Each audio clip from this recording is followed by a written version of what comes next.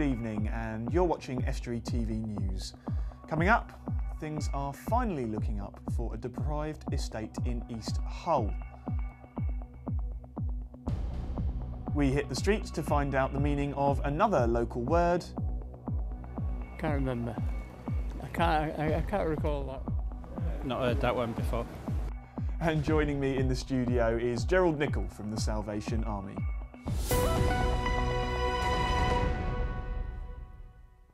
Welcome to Estuary TV News.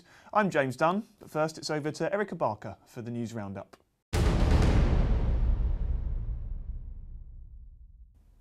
Hello, in the headlines today. Following unprecedented A&E waiting time figures nationally, North East Lincolnshire CCG say it's vital that teams work together to ensure all is done to identify medical needs as early as possible to lessen the pressure on emergency departments. Hull and East Yorkshire fell short of the 95% target when it comes to people being seen within 4 hours, reaching 79.1%, and in North Lincolnshire it was 92.9%. The CCG say to improve figures, people need to be treated as efficiently as possible. The old way in which accident and emergency was organised probably isn't meeting their needs. We need a different model of care, and that's one of the things we've been trying to do locally. Having a primary care presence in the A&E, so they're dealing with the patient who have more primary care problems, so they can be dealt quickly by an appropriate clinician. And the other project, which are still under development, but of developing what we call advanced community care team to dealing with more complex patients, trying to identify them early enough. Social landlord North Lincolnshire Homes tell us they are stepping up visits to tenants to ensure all is done to help those who may be struggling. 5,000 properties have been visited so far as part of its Home Check scheme to see what help can be offered, including occupational support for the elderly who may need alterations carried out to the properties to make their lives easier. To some people, we were just like a faceless organisation, and we've been striving over the years since we've been a housing association to invest in communities, come across, and be better than it was in the council days.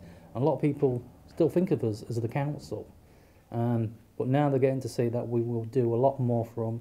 They're understanding, that they can come to us, ask for help, or even come to us to offer their help to help shape the future of the company. And a joint £14.4 million flood alleviation scheme by East Riding of Yorkshire Council and Hull City Council to help reduce the risk of flooding for around 8,000 properties moves into its second phase. A series of lagoons will be constructed at Rawdales, Robson's Cottage, Albion Mills and Carr Lane. That's all from me. Thank you, Erica. East Hull is an area on the up, according to one of the councillors that represents it. The Preston Road area of the city will be a stone's throw away from the new Siemens development, which is set to see around 1,000 new jobs created, and those new workers will need housing. Dan Kemp went to visit one new site being built for the new residents and the workers of the future.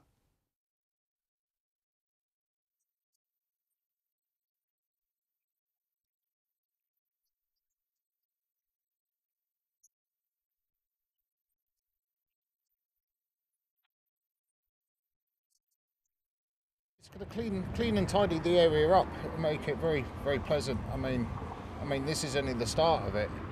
Once all of it's done, it's going to be very, very nice, I'd imagine, yeah. It's a very nice house, very warm, very modern. Yeah, very nice. Really happy being in it.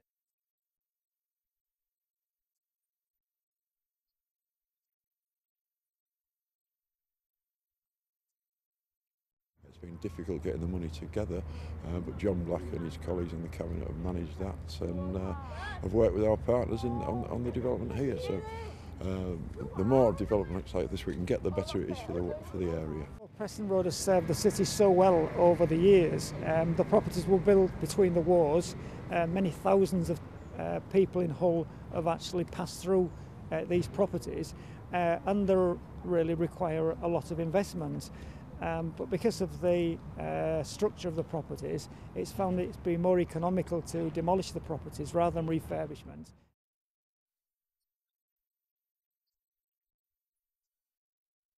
This really is the start of a really massive investment by the City Council and its partners to redevelop and remodel Preston Road. This is the closest ward to the new Siemens development. It's just straight over there.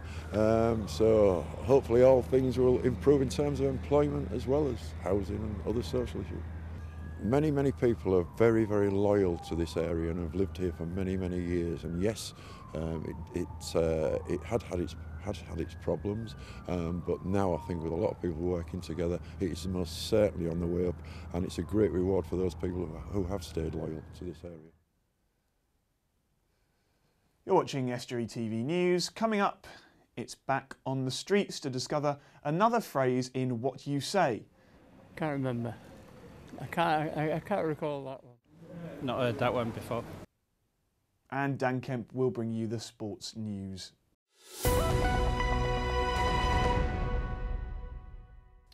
A century and a half, that's how long the Salvation Army has been helping homeless people in Britain. It was started by Christians bringing the word of God to people sleeping rough on the banks of the Thames. But now they have hostels for the homeless all over the country, including here in Grimsby. But to keep them running, they need charitable donations. Here with me today is Captain Gerald Mickle, who's talking to me about the success of this year's Christmas campaign and what they do in North East Lincolnshire.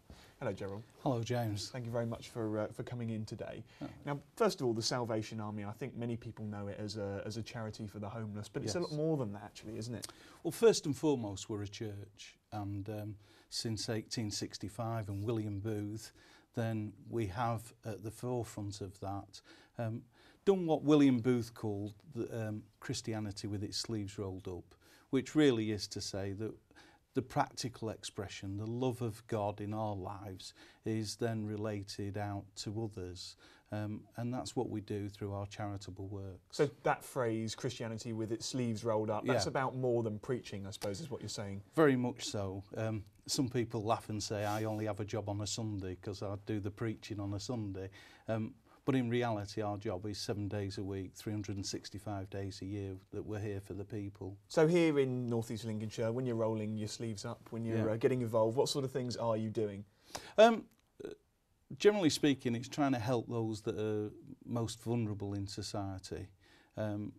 During recent times, you'll be aware that obviously people have had sanctions placed on their benefits and different things like that, which puts them into very difficult circumstances. And so we've been able to help out throughout the year with food parcels and support in other ways, and also using other agencies and directing them towards the support they can find in the rest of the town. You know, it may be debt counselling or other issues that need to be dealt with. And also, I mean, what you're famous for perhaps is your work with the homeless people. Yes. What sort of thing do you do for those people here? Well, we're very fortunate in this area because we have two excellent hostels in the area. We have our hostel at Hull, which is 120 beds and has a long-term energy to it. In Grimsby we have an equally superb hostel, but it is very short-term stays. But the idea of that is that we work with people, and they have even been able to get qualifications through our centre, which has helped them to achieve getting a job. And we also look at rehousing them and putting them into their own accommodation. So and I should say that they are supported beyond that. We keep a check on them to make sure that they're not falling back. And so we've talked about homeless people. Yeah. We've also talked about people who find themselves in need because of sanctions on their benefits. Yeah. Is there anyone else? Just generally speaking, there are lots of people these days that are struggling. We've had families that have really, they're in that awkward position where they're not just quite earning enough or. And so they're really struggling, and so from time to time they call upon us for assistance, and we've been able to support with a food parcel, or it may even be clothing, that we've been able to provide for them. And you guys are celebrating 150 years of helping these people indeed, this year. Very well done. What sort of things are going to be going on throughout 2015? Throughout the whole year there are activities in various Salvation Army centres to celebrate, but the big bash, if you will, is going to be at the O2 this year, when we've got a whole week of activities that will be celebrating the Salvation Army. Of course, we're It started in the East End of London, but of course we're now a worldwide organisation. What about locally here in this area? You got anything? Locally, we will be holding a celebration towards the latter part of the year and sharing some activities with everybody. Now, you are a charity. Yes. And obviously, to do the work that you do need some help from the public. We do indeed. You've had a big successful campaign over Christmas, haven't you? As always, the people of North East Lincolnshire have been absolutely tremendous in supporting us. And this year in particular, I think people have gone the extra mile. And I really want to say thank you to everybody for their support of our work, because it really does make a big impact. You know, they may think that they're just popping £1 in the box, or, you know, obviously some people give bigger donations, but, you know, every time that they give something, we're able to just help another person. And it may be something very simple, but we're able to help somebody as a result of the giving. And so we value the support of the general public. Do you have any idea what your sort of total would have been over that period? We haven't as yet, because some money gets sent to London and sure, some all money from different places and DHQ and that sort of thing. So at the moment, our financial people will be working out all the numbers. But do you find people are particularly, you know, because they consider you a homeless charity, and I know you do more, but do you think people are particularly charitable over Christmas? Oh, throughout the year we're blessed by the fact that people really do support us, and but I think this Christmas they've just really gone over the top, and certainly very much from a local perspective we've seen a large increase in the amount of money that's been given to us this year. That's brilliant. And if people do want to support you, we're running out of time, Gerald, but if people do want to get in touch, how can they do so? Our citadel at the Salvation Army on Duncombe Street, or they can telephone 01472 346620, or indeed look us up on the internet, salvationarmy.org.uk, and they'll find a link to me personally on the Salvation Army website. Brilliant, Gerald. Thank you very much for your time. Thank you, James.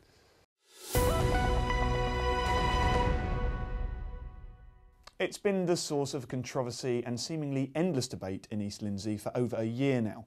But could 2015 be the year the plans for Louth Cattle Market finally get rolling? A decision to build a supermarket was approved last year, but calls for a judicial review put plans on hold. But those calls for the judicial review have now been rejected, and the way looks clear for plans for a supermarket on the site to go to planning, something else which will be highly divisive. Dave Nunn takes a look at where the future stands for the cattle market as 2015 begins. Louth Cattle Market has been through many twists over the last year. Moving into 2015, it's the rejection of a judicial review that takes centre stage. Keep Louth Special went to the High Courts and asked for a judicial review on our process, and it has been to the High Court, and we've been told that that has been rejected. So we've now got a clear pathway through to get on with ASDA with a sale and a planning permission. Keep Louth Special disagreed with the decision. We think that the judge didn't have the full facts in front of him. We think we could prove that ELDC didn't consult properly about what is a major decision for the town. But there it is, that's the decision taken, and we move on. The claims made by Keep Louth Special were dismissed by the council, who explained to us that everything was carried out by the book. They thought that the way that we'd acted was unlawful and we hadn't followed the proper processes. We was sure that we had consulted people as and when we needed to, and just followed proper processes either internally or externally. For Keep Louth Special, the fight against supermarket plans in the town continues. Our next move is to move on to planning. We believe that it will be very difficult to get this proposal of the new supermarket from Asda Walmart through planning, because we've got Aldi coming next year, and there really isn't, in terms of the retail capacity of Louth, a logical justification of putting another supermarket there. So that is our next. We've lost one battle and we're on to the next part of the campaign. Issues over the cattle market won't stop anytime soon, and it seems as if 2015 will see continued friction between different groups over this conscientious issue. Next, it's that time of the week where we talk about what's happening with local councils in our area. And here with me today to talk about that is Richard Morris, who's telling me about what's going on in the world of politics. Hello again, James. How are you? Yeah, very well, thank you. Good. So in East Lindsey, we're starting off with a district council report which says that they're wanting to increase the safety and security of their residents by installing a massive new CCTV system. They're looking at the possibility of like wireless transmission, and that it's going to be a collaborative community safety option. What does that mean? It means that there's going to be members of the community, I think, also working alongside the council and helping them out with, inquiries and that kind of thing. And they're going to be establishing a single CCTV control centre in Boston. Now, they're going to be putting nearly £500,000 into this. Okay. And it looks like, lots of money, but they say that longer term it'll actually save them more money than they're currently spending on sort of similar services, I believe. So centralising things, really. Yeah, centralising things, and I get the impression kind of like asking more members of the community to help out a little bit. So it's kind of, a bit more community involvement type. I suppose the divide will be, increased safety, but I suppose some people will be a little bit upset about the idea of Big Brother watching. Yeah, yeah. Well, I mean, we do actually have more CCTV than I think it's the rest of Europe or something like that. And when's that meeting? That meeting is, that's going to be discussed in March 2015, but at the moment it's, all being prepared and whatever else. So that available to view. Yes, indeed. Next, we've got the Planning Policy Committee from East Lindsey District Council again, which is their draft water cycle scoping. And they've identified some potential problems in Alford, Manby, Sibsey, Woodall Spa, Legbourne and Binbrook. Not necessarily existing problems, but potential problems in the future if there were to be more developments there. There's not an issue with water, but there's an issue with getting the water to the houses, like the pipes aren't wide enough. If that makes any sense. Oh, so it's general sort of industrial. And so apparently they're going to bring in the Environment Agency and Anglian Water to discuss this with them. And that's going to be sort of going forward. There doesn't really seem to be a timescale on that. Well, let's hope that they sort that out before it comes to any of our attention. I mean, they're talking about sewages, and I don't really think people want that. North East Lincolnshire Council, they're looking at the Local Welfare Provision Fund. They've got this meeting that's coming up on the 8th of January, which I believe is tomorrow. Yes. It always helps if you can remember the date as a journalist. And that's at the town hall. What time will that be? That is actually it doesn't say on here. You can find it on the website. You can find it on the website. And they're going to be looking at the social fund, which obviously was kind of cut back, but more recently they produced their own local welfare provision fund. There's not going to be any new funding for it, but they're going to try and find just over £500,000. Who's that for? It's for people who are going through intense financial difficulty, essentially. So, if you're in a real time of crisis, you can essentially speak to the council and they may be able to help you with, costs and that kind of thing.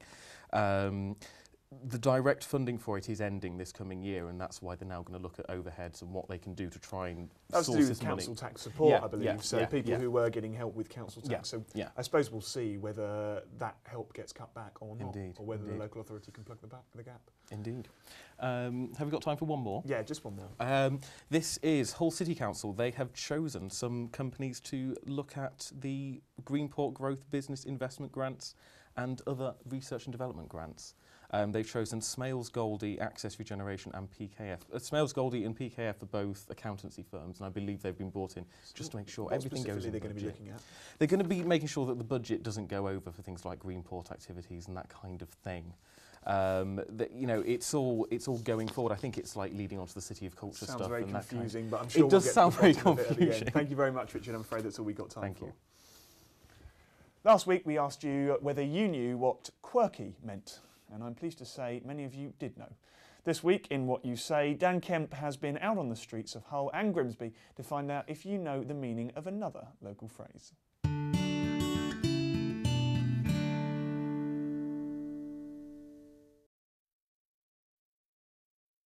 Warm. Hot. Really hot. It's very hot. Oh? Pardon? Can't remember. I can't recall that. Not heard that one before. Never heard of it. Never heard that one either. It means it's like stuffy, too warm. Hot. You're sweating like mad. You're mafted. Mafting. No, I don't know. Mafting? I've no idea. Mafting. No idea. No, don't know that one. One. No. Mafting, innit? Hot. Ooh, it's a bit hot, innit? Yeah. This jacket, innit? Mafting. You said that this morning, didn't you, Mum? Mafting, she was. It's hot. It's too hot. It's mafting.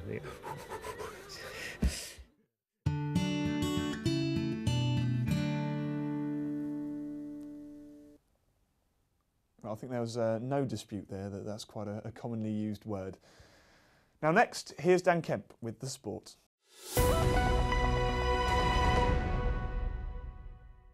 Scunthorpe United were pegged back from 2 goals up to draw 2-2 with Chesterfield last night in the FA Cup. Alex Davey netted his first senior goal and Lyle Taylor scored the other before Owen Doyle and James O'Shea brought the tie level and forced a replay. The game is scheduled to be played next Tuesday at Chesterfield's Proact Stadium for the chance to travel to Championship Derby County in the next round. Grimsby Town have signed Mansfield Town striker Ollie Palmer on a 1-month loan. The ex-working man has scored 2 goals in 21 appearances for the Stags so far this term, after having played for Havant and Waterlooville in the Conference South the year before. Also at the club, Danny Parslow has extended his loan stay at Blundell Park until the end of the season. Hull City's injuries are piling up ahead of the weekend trip to West Bromwich Albion. Defensive options Liam Rossignol and Andrew Robertson are set to miss out around 3 months and 6 weeks of action respectively, while midfielder Gaston Ramirez has a Grade 2 adductor longus strain, also ruling him out for around 6 weeks. They join long-term absentees Mohamed Diame and Robert Snodgrass on the sidelines. North Ferriby United winger Jason St Just has signed a new contract with the Villagers. The St Kitts and Nevis international pledged his allegiance to the club, ending speculation over a move to Conference North rivals Boston United. Ferriby sit 9th in the division. Former Hull FC winger Kirk Dixon has announced his retirement from the game of rugby league. The 30-year-old was born in the city and represented the Black and Whites for 3 seasons before joining the Castleford Tigers, where he reached the Challenge Cup final last season. And that's all for the sport.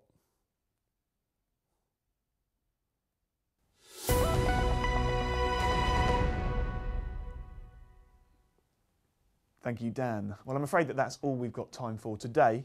Thanks to my guest today, Gerald from the Salvation Army. And don't forget that if you've got any views on any of the stories you've heard today, or some new stories you'd like to share with us, get in touch on 01472 31553. You can contact us on social media, just search for Estuary TV on Twitter or Facebook, or email us on news@estuary.tv. We'll be back at the same time tomorrow. Until then, bye for now.